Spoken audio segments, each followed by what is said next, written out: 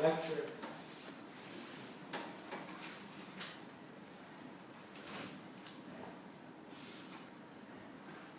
The psychotherapy relationship, as we in bioenergetics structure it, and it's certainly not true only for those of us who do bioenergetic work, but that's my primary identification group,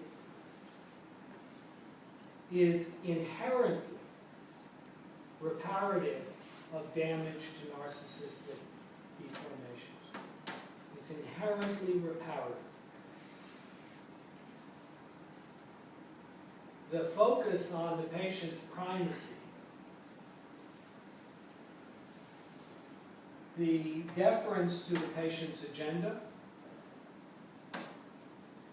the care to take care of and protect the patient's self-esteem.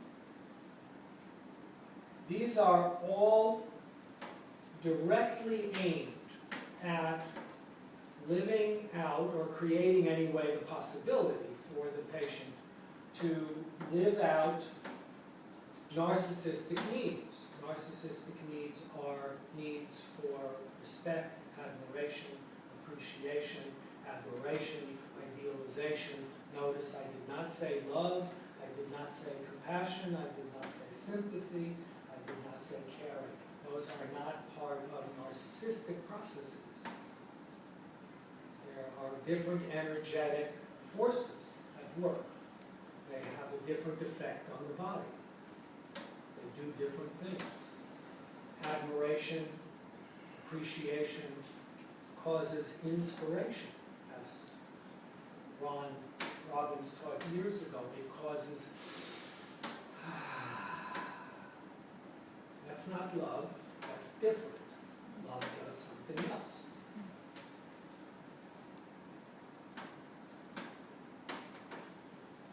So the therapeutic relationship aims as a structured environment to create a space for repair of deformations and damage to narcissistic systems and structures in the patient. And part of the way that that happens is that there's an opportunity for the patient person in the dyad or in the group to live out those deformations and the compensations to those deformations with someone who will yield power. That's the part you're asking. Therapists voluntarily cede power over the space. Now we're going to talk about what you want to talk about. Now I'm listening to you. Now you are at the center of this process. If you really stop for a moment and think about it, this is almost non-existent in the society we live in. There are hardly any relationships in which this takes place outside of psychodynamically oriented psychotherapy. Some mentoring relationships have some elements of this. Some really good teachers do this. But by and large, we do not emphasize this aspect of relationship independence. In good marriages, it's handed back and forth.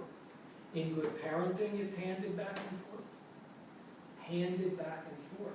Because if it's not handed back and forth, then the dependent never gets to feel powerful. They only get to feel given to. And that creates a kind of oral snag on their development. They always have to be in the deferential getting and receiving and grateful position. They are never in the, look what I can do. So Dick Olney did this to me once in the workshop. The first time I was with him, he said, well, it sounds to me, and he said something, and then he said, so just get up and say, here I am, here I am. And I thought, you son of a bitch. But, being who I am, I pushed myself into it and did it, and then we were off and running. So that's what that is, right? That's the inspirational, narcissistic, full of myself, full of my energy, empowered, exuding power, shining out, right? Moses comes down from the mountain and his face beamed power. Wow. God had just said, "You're my boy. Go down there and tell him what's up." And he came down and said, "Look at me. Look. Hey. Woohoo!" Right? That's all narcissistic functioning. That's all power. Now think about how we respond to that characteristically in our culture, and how do we respond to that aesthetically. And that's when we're starting to talk about the forerunners of psychopathy. Because the forerunners of psychopathy are in narcissistic energetic dynamics. So, what happens to generate these, what we call psychopathic organizations? I'm just checking my time frame here. This is observable in the psychotherapeutic process as a regressive environment allows the person to begin to live out these deformations rather than to conceal them or compensate against them, and they start to come out in the therapy. And so then we begin to see what the effects are of chronic narcissistic abuse and exploitation, what they look like. And just to be clear, this is an abstraction. These things happen differently at different developmental levels of damage. So there are some characterological or personality organizations in which the damage is so great, as Kernberg taught years and years ago, that it is meaningless to talk about low self-esteem. What we ought to be talking about is no self-esteem. We should be talking about the person whose capacity to generate any kind of positive regard is destroyed. And when we're working with someone like that, we ought to take a very different tack than when we're working with someone who can actually metabolize positive regard and build structure. So I just want to be clear that I'm offering a kind of dynamic generalization here that has to be applied in very specific ways to different developmental organizations.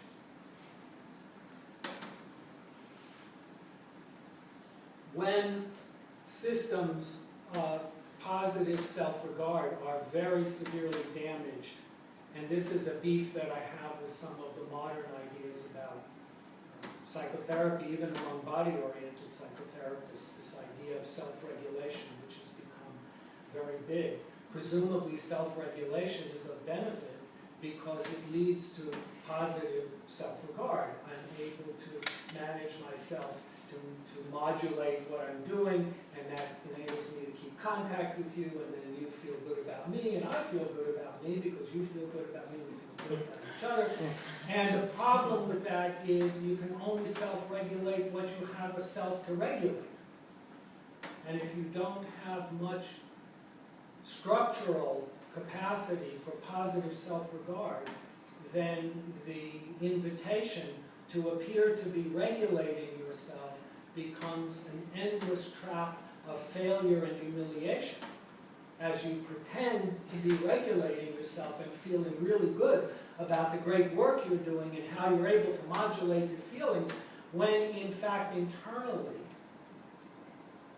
you are deflated and collapsed, and you cannot reinflate except artificially. And what's an artificial reinflation in bioenergetic terms? You pull up your shoulders and you take a deep breath and you hold it there, which is the psychopathic structure in bioenergetics, right? But if I let down from here, I'm dead, because the only place I can let down to from here is a cesspool of humiliation, because there's a deflation, right? There's a devastating attack on the value of the self. The value of the self is what you feel good about when you have healthy narcissistic structures. So when you're working with someone, and to some degree, of course, this is true of everybody we work with, to some degree, various degrees, but when you're working with someone whose desperation to feel valued, appreciated, admired, deferred to, acknowledged, idealized, is primarily in the service of keeping themselves from collapsing into that cesspool, then they're going to do everything in their power to assure a steady source of those supplies from you, the therapist, and limit any kind of interaction that's going to drop them into that cesspool. Now that's a problem for therapists. That's a really big problem, because therapists are supposed to make those interventions. They're supposed to make interventions that call attention to the way a person is inflated over their own feelings of inadequacy, insufficiency, evaluation, worthlessness.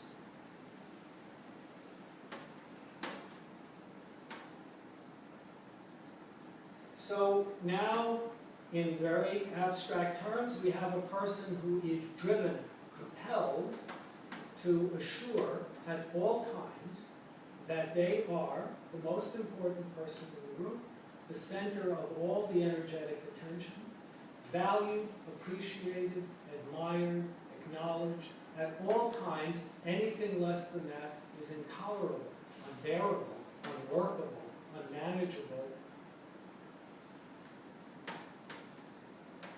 At that point, when that, again, what we do always with characterological study is try to study the laboratory type so that we can then recognize it when it occurs in the natural field environment of the therapeutic consultation room.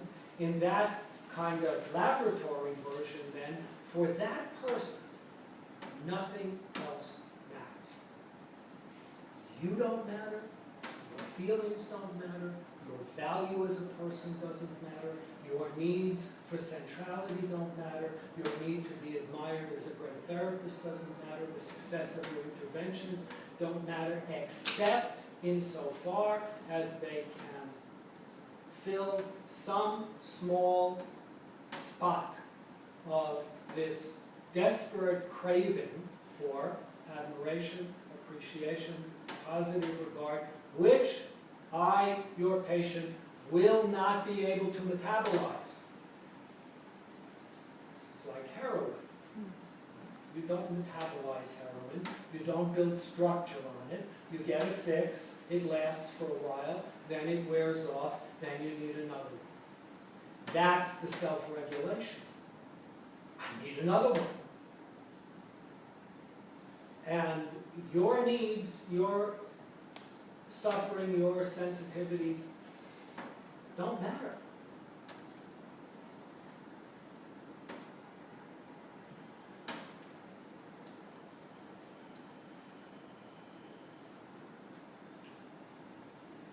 So what happens then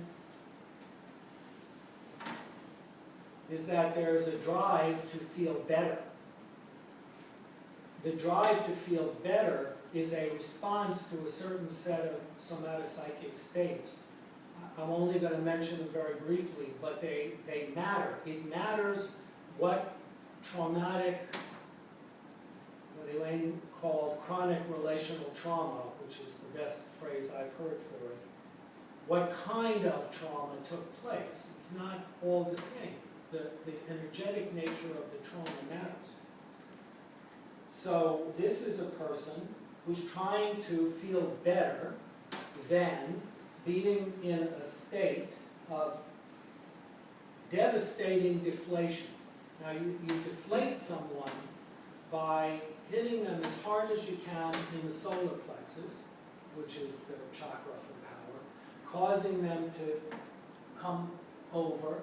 And you can do that physically, of course. You can also do it by putting them in their place, by deflating their grandiosity, by ridicule, by humiliation. Humiliation literally means to make the person smaller, to make them smaller.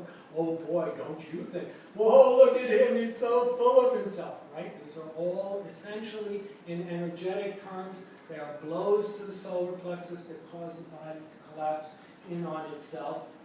And there is an element of it in the most severely deformed of us, that the defeat that's entailed, because defeat's a big issue. Defeat takes place at masochistic levels, it takes place at rigid levels. Here, the defeat is about vanquishment. When I'm done defeating you, you no longer have a home. You're done. You don't have a place. You are nobody. Literally.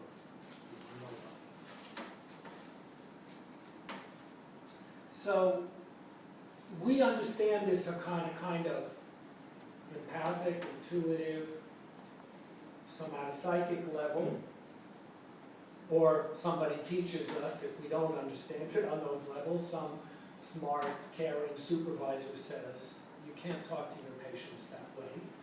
When we fail to take this narcissistic sensitivity and vulnerability into account. So when we deliver information to our patients that illuminates in them, shines the light, brings out into the foreground, reveals, invites out this aspect of them, or simply informs them about it. So we tell them about the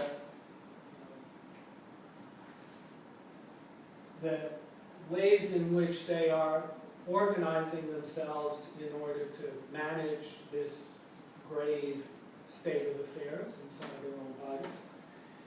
We have a certain consensus among us, therapists, I think, anyway, nowadays, this was not always true, that we should deliver this with a sensitivity and attunement to the ways in which the person has been mistreated, and so how they are vulnerable to a repetition of that mistreatment if we're careless in the ways that we express this. And since many of us believe that a lot of what happens in therapy is a dance in which we are, in a way, sometimes incited, sometimes invited, sometimes it's evoked, sometimes it's elicited, to, in a way, be the partner for this traumatic event and relive it with the person. It takes a good deal of control to both feel the impulse to be drawn to make the humiliating comment and then realize that that's an enactment and then step back from it. I got into quite a long tussle with a patient of mine in my group over a number of years who felt that I pretty consistently reacted badly to the things she said. There was another member of the group who was quite adept at calling me to account when he felt that I was being my arrogant and overbearing self. And so I asked her if she could find anyone in the group she could accredit as a fair witness, so that if she thought I was behaving that way, she could ask that person to judge the situation, and would she accept that person's judgment, and she picked him. And so every so often, she and I get into a tussle, and she would turn to him and say, "Is he doing it again?" And Michael would look at me and look at the situation, and he would render an evaluation. And about half the time he would say, "Yeah." And then he'd talk to me about what I was doing, and about the other half of the time. As we got further through, and she got more able to take care of this herself, he didn't have to participate so much. And then he would offer her that actually, no, he was seeing something else going on. Because I was maladept at responding with sufficient sensitivity. Then there was a whole other level in which I was providing a useful provocation, but only in a container in which there was no further narcissistic injury, or at least no further narcissistic harm. Injury to both of us was pretty unavoidable. I do not love having my rather glaring failings pointed out in the group, but it was the way I had to learn how to manage the situation. So, this very admirable aspect of psychotherapy, this really kind of evolutionarily determined, that's what one of my students at Pratt years ago said. She said, well, I think psychotherapy was just an evolutionary necessity because we don't do this anywhere else for people. So we've invented this for that purpose. It certainly is a fundamental constituent of the healing process, but it encounters some difficulties when the behaviors that have to be confronted are what we would call psychopathic behavior. So let me say a few words about that, and then we'll go to the last section. So what happens in psychopathy is that the drive for narcissistic supplies, that is the drive for admiration and appreciation and recognition and centrality and importance, they become detached from mutuality. They're no longer part of a mutual organization. They're just my needs that have to be met. Life becomes a zero-sum game. Someone has to win and someone has to lose. If I'm at the center all of the time, you can never be. And that's that. Oh, you can be at the center when I grant you the center, because that's really me in the center, granting you the center for which you will be grateful and appreciative and admiring, but you're not really there. I am not really stepping out. So the center has to be fought for and held.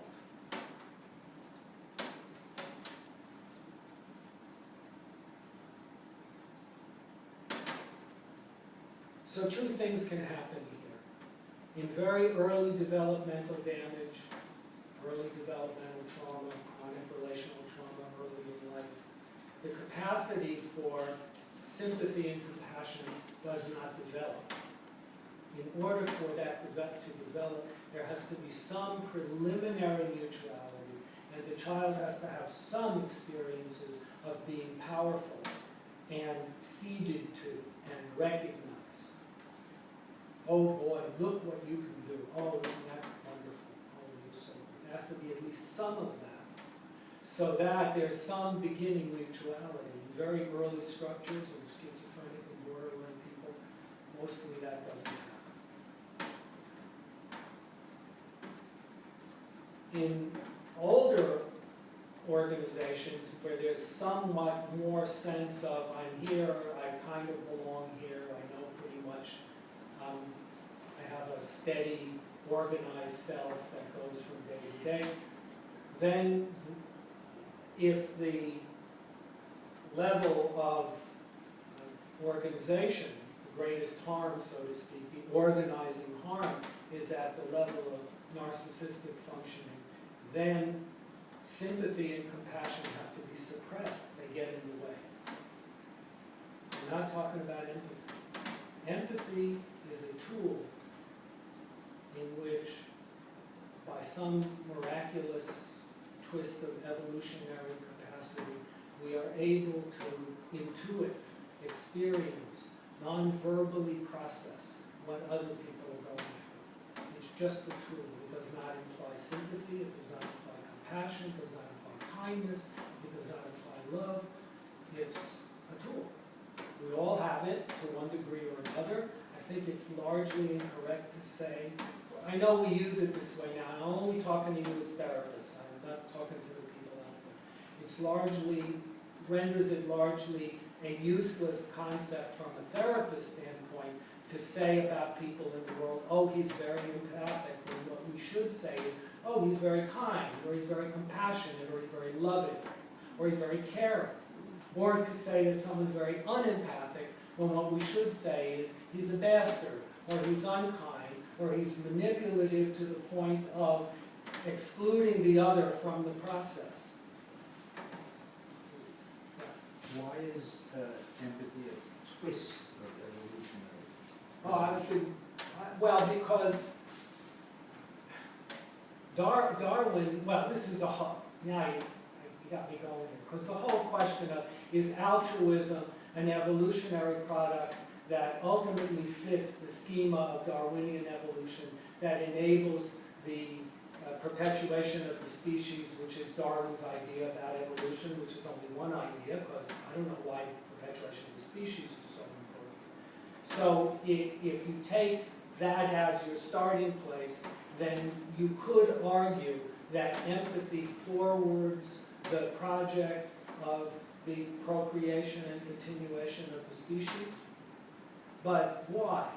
And what's the real benefit of empathy in an evolutionary sense? Well, the benefit of it is you get to read what's going on with other people. But it doesn't mean you're sympathetic to them. Right. Right. You can use it for ill-gotten gains. Indeed. Right. That's right.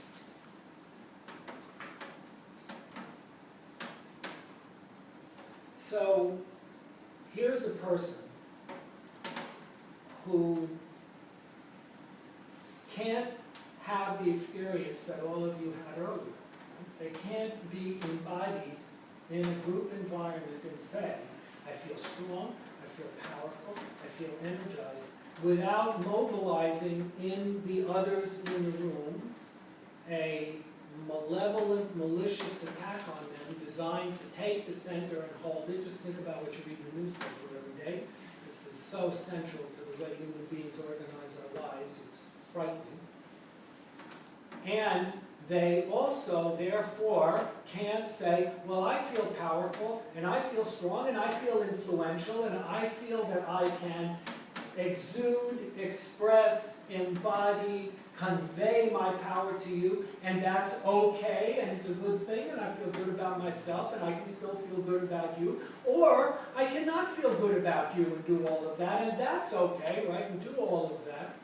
And so, how do they get what they need? Well, they get what they need by all the things we recognize in bioenergetics that people do when they don't have instrumentality, when they don't have arms and legs. They manipulate, they connive, they maneuver, they turn you against yourself, they flip you around, they take your legs out from you, they manipulate, they overpower, they overwhelm, they talk like they know everything. Close to home where Michael Eigen wrote a very interesting article, which is entitled The Immoral Conscience. He said, maybe the problem with people who have what I would call misdemeanors of psychopathic structures, he's since written other things which he speaks directly to the issue of psychopathy, is not that they have too little conscience. They have these lacunae in their superego, which is the classical analytic formulation, but rather that they have the wrong kind of conscience. That is, they have a conscience that says, I've been injured, I never got to be at the center, now anything I want to do, and anything I need to do, and anything I do, in order to get even, to get back what is due me, is right. It's right, it's correct, it's proper. So, what are you telling me? Is there something wrong with that? Oh, well, you have some, moral Christian thing that you believe in, Judeo-Christian thing. But I've got an agenda, I've got a bill to hand somebody here.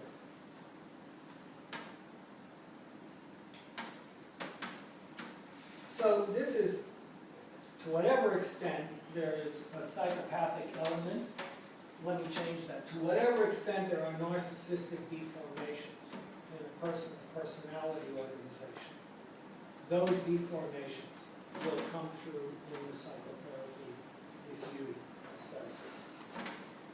And to whatever extent those deformations rest on a fundamental absence of positive self-regard, on a significantly deflated and devalued identity, they're going to come out in psychopathic form.